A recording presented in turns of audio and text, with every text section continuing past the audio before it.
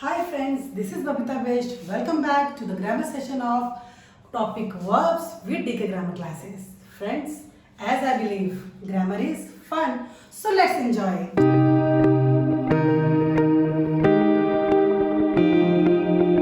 Now let's start with verbs.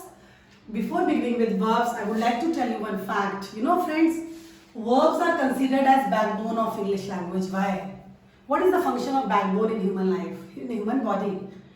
You cannot imagine even the existence of human body without backbone. In the same way, we cannot even think of framing even single sentence, small or big, simple or complex or compound, any kind of sentence without using verb. Maybe helping verb or modal verb or main verb or helping verb, any verb. But the presence of verb is must for framing any sentence. So let's move further. What is a verb? Let me tell you. Verb is a word that shows an action, state or possession. Any kind of. For example, she looks very happy today. Now this is a state here. Though no action is taking place, but looks word is a verb. She goes out for a walk. Now here proper action is taking place. Goes. So here goes is a verb. Now here we will see just the name and examples of various kinds of verbs on the basis of their usage. Details, their examples, their rules and their detailed usage we will see later on. Let's have a look on various kinds of verbs. First we have stative verbs. Example, my father owns a red car. Here owns is a stative verb. Then just next to it is dynamic verb. My mother cooks delicious food. Here cooks is a dynamic verb. Then we have main verb and helping verb. Helping verb can be called auxiliary verbs. Main verb example, the children are playing in the park. Here playing is the main verb. In case of helping verbs, my sister can solve all kinds of puzzles. Now here can is an auxiliary verb, means modal verb. Clear? Now next is regular and irregular verbs. For example, children play in the park. In past tense we will say children played in the park. So we have framed past form just adding ed to the verb, that is play. These kind of verbs are called regular verbs. Then irregular, I eat an apple daily. I ate an apple yesterday. Now eat, ate. Past form has been made not just by adding ed, it's of totally different pattern. Now let's move further. We have transitive verbs and intransitive verbs. For example, Anil hits a ball. If the verb has object along with it, this is transitive. Hits is a transitive verb. And intransitive verb, the child cried bitterly. Cried what? No object is given with this action word. So cried is an intransitive verb. Last, let us see. Verbs can be classified on the basis of their usage also. For example, finite verbs and non-finite verbs. Finite verbs actually they are verb and they function as verb only. They keep on changing their forms on the basis of according to persons and tenses. For example, my father reads the newspaper. Okay. In case of non-finite verbs, they are verbs actually, but do not function like verbs. Okay. For example, she had thrown out. Here thrown out is the finite verb. But if we will see, thrown out the broken vase. See children, broken is also a verb. Break, broke, broken.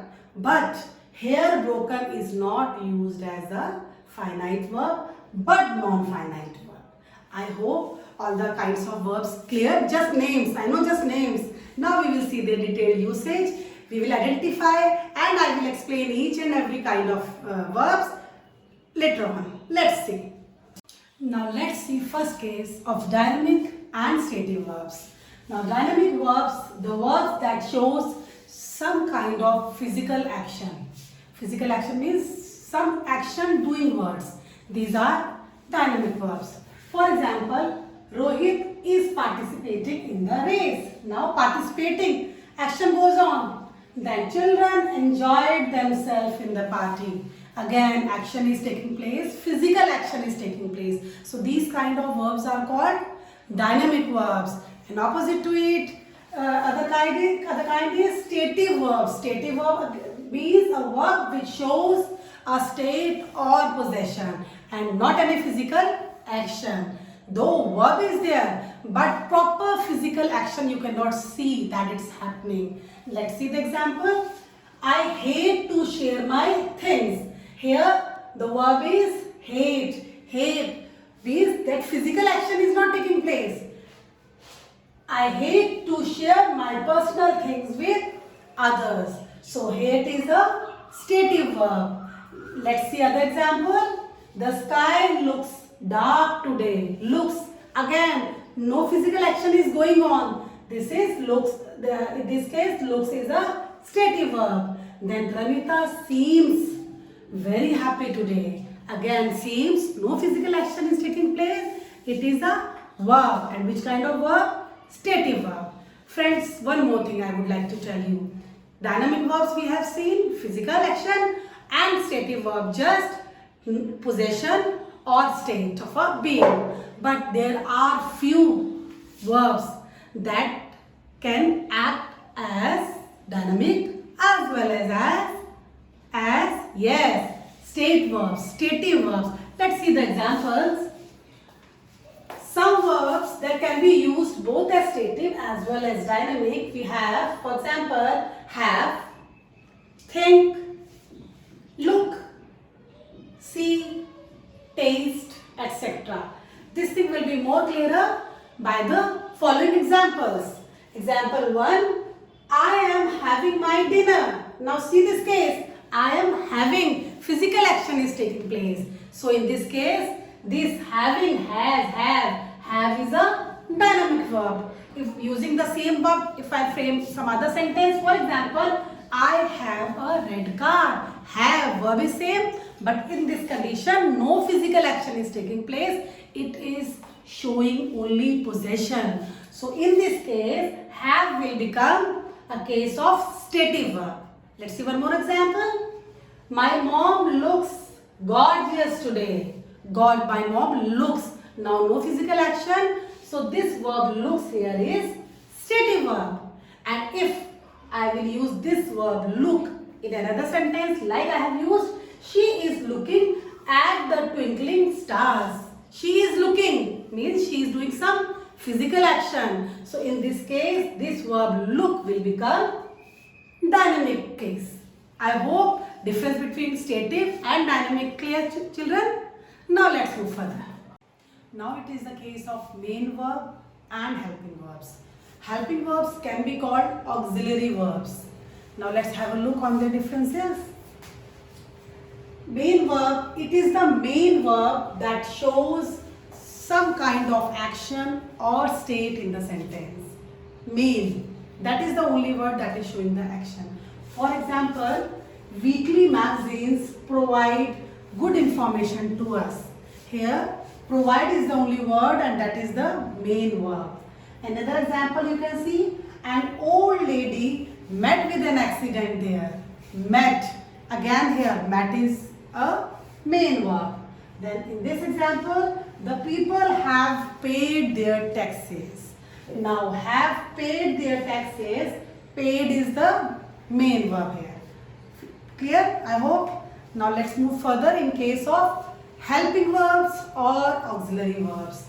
As the name suggests, helping means the function of helping verb is to assist or to help the main verb. Now let's see the example. Once I would like to give its definition. It is a verb that is used along with the main verb to show some kind of action. These are also called auxiliary verbs, as sometimes in case of modal verbs. Modal verbs are the verbs that are used to express some kind of mood or attitude in some special situation of the speaker. If speaker does not want to speak something casually, for example, suppose Rohit says, I eat 2 apples every day. Now this is eats. This is eat. This is a regular routine and simple present tense. Simply a sentence is said by Rohit.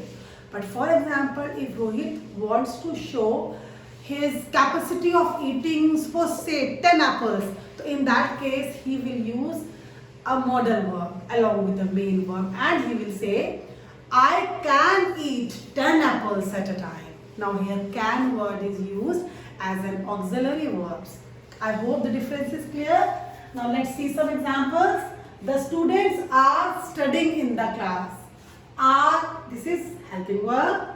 Another example, the rich people do not help anyone. This do not, helping verb.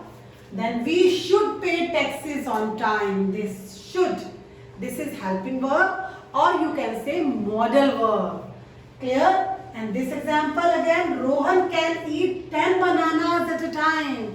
Again, ability capability is showing. So this word modal verb, can is an auxiliary modal verb. I hope the difference between the main verb and helping verb is clear. That's all for these 2 verbs. Now let's start with another kinds of verbs, regular verbs and irregular verbs. Now what are regular verbs? The verbs whose conjugation follow the typical pattern is called regular verbs. And one more interesting thing, regular verbs are also called weak verbs. You know what is the reason? The reason being they are not strong enough to make their own ending. Now let's see the examples. Play, played, played. Present form, past form and participle form. Enjoy, enjoyed, enjoyed. Hear, heard, heard. Can you observe something, friends? Some fixed pattern?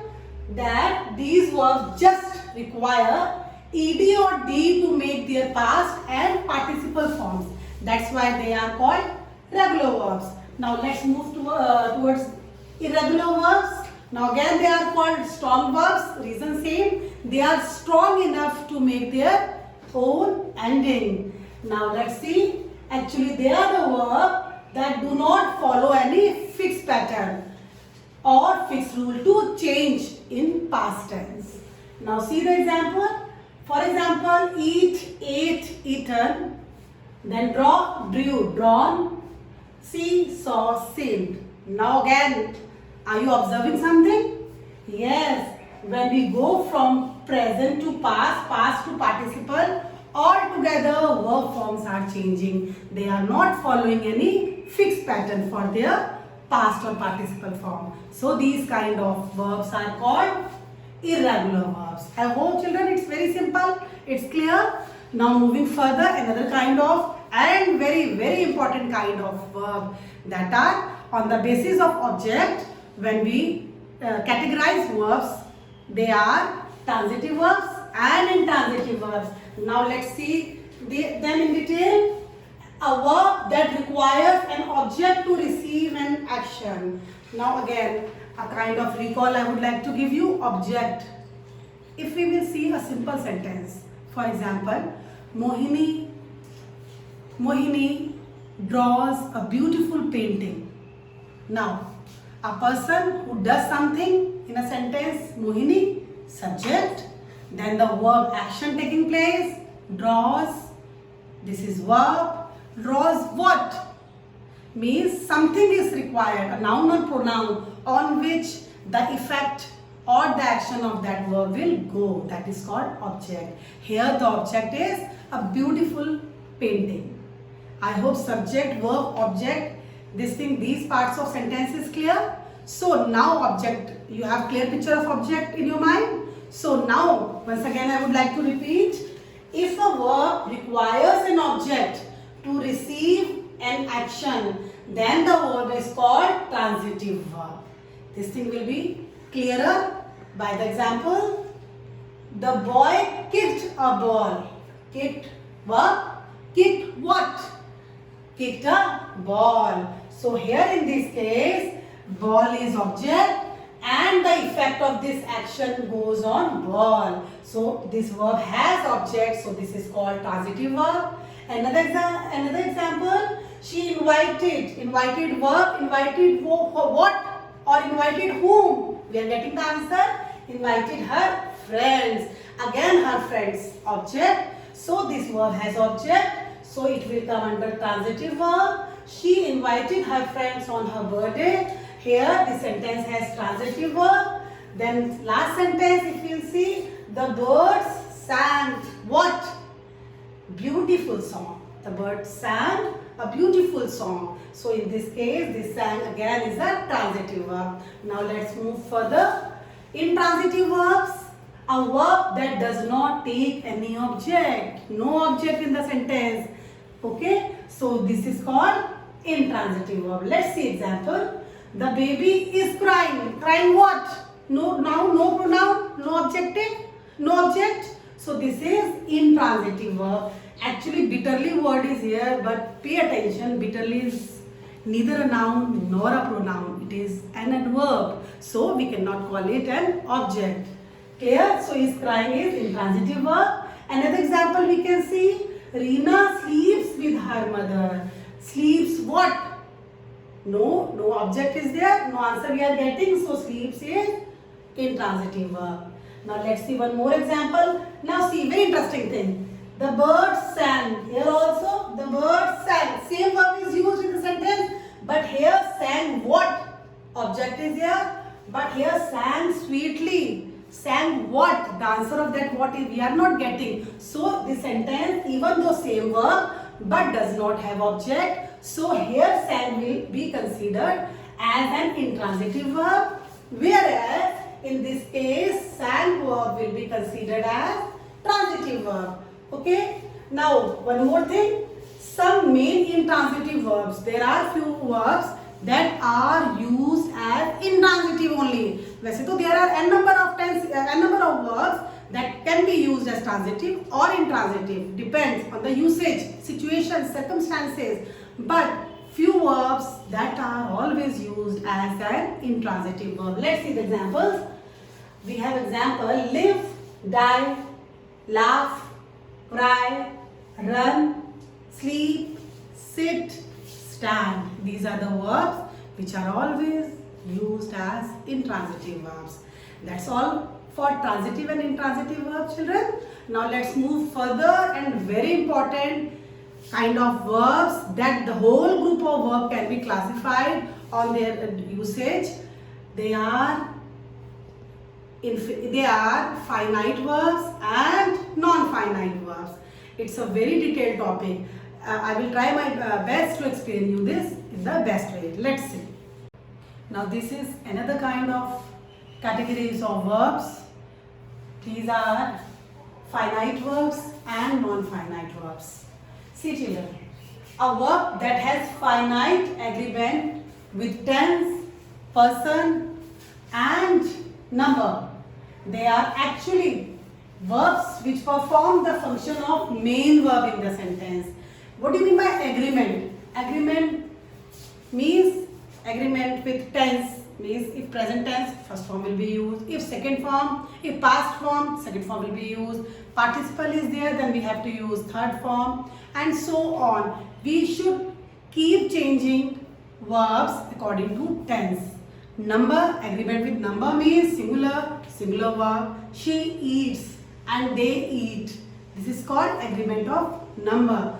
So we need to change the verb form according to our requirement. So they can be changed. These verbs can be changed. These kind of verbs are called finite verb. In finite verb, usually we have 4 main forms. Actually, we have 3 main forms. First, second and third. But when we add ing to the root form, that is first form, then it becomes fourth form of the verb. See, these all are finite verbs. Sleep, do, sing, and these are the forms. Sleep, slept and sleeping. So these all are used according to tense and according to their usage of number and person. Okay, these are finite forms. Let's move further on non-finite verbs. Now, non-finite verbs actually they do not require any kind of agreement with anyone, anything, tense, person. But what is the basic difference? They are verb. Finite verbs are verb and they function as verb. But in this case, they are verb, but in the sentence, they do not function as main verb. These are non-finite verbs. This thing will be clearer. Let's see the example. See, I have found my lost purse. Please pay attention and see this example very carefully. I have found, this is FV, that is finite verb. Main verb in the sentence, have found. Now, my lost pen, lost. Can you observe this thing? Lost, lost, lost, lost. This is also a verb. But in this sentence, this is not performing the function of verb. But it is performing the function of an adjective. Purse, the quality of purse. Which purse? Lost purse. So it is non-finite verb. Let's see one more example. They went to school to attend the class. Again, went here is main verb, that is finite verb. To school, to attend. Again, attend is verb. But here this is not performing the function of main verb. But to plus verb, first form we are using. So this is called non-finite verb and not the finite verb. Right? Moving further, the way we have three forms of the verb in finite verbs, in the same way we can further categorize non-finite verbs in three kinds. Children, these are very important, three kinds, and they all are actually verb but do not function as verb. Sometimes it is function as something giving some additional information in the sentence. Sometimes it is acting like a noun. Sometimes it is acting like an adjective. Now let's see example. Non-finite we have three kinds: infinitive, gerund and participles. Now see the kind of verb. In infinitive we use to plus verb first form. In infinitive we use to plus verb first form. For example, I work hard to pass.